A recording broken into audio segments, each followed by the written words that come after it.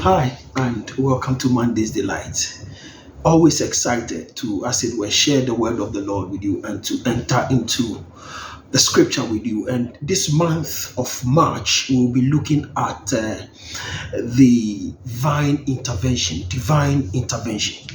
So we would pick our first scripture from Genesis chapter 18, the verse number 23 and 24. And I will do the New Jerusalem Bible. He looked up, and there he saw three men, underline that one, standing near him. As soon as he saw them, he ran to them from the entrance of the tent to greet them and bow to them. "My Lord," he said, "if I find favor with you, please do not pass your servant by. If I find favor with you, do not pass your servant by." Listen, in this third month, God will raise three angels in the form of men to intervene in your marital situation, to intervene in your financial situation, to intervene in your academic situation. We are in the season of divine intervention, and God will raise men in the form of angels to, as it were, intervene in your behalf. The three angels would bring you favor.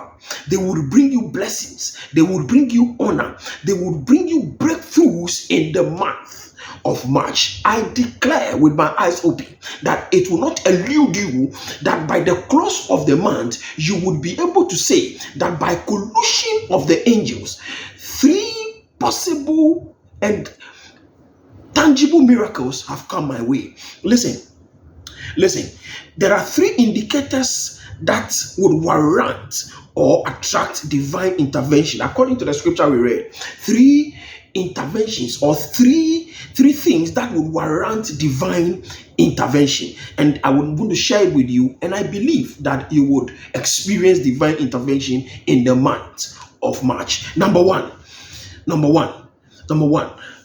hospitality and welcoming heart. Abraham had what we call the hospitable heart and a welcoming heart. When you look at the scripture in Genesis chapter 18, the verse number 28, he moved out of his tent to welcome them. Now listen. Scripture reference for this one, Hebrews chapter 13, the verse number 12. And I'm going to read. Watch it. "Do not forget to show hospitality to strangers, for by doing so, some people have shown hospitality to angels without knowing." So listen, be hospitable. Don't be too hostile to people. Don't be too some way to people.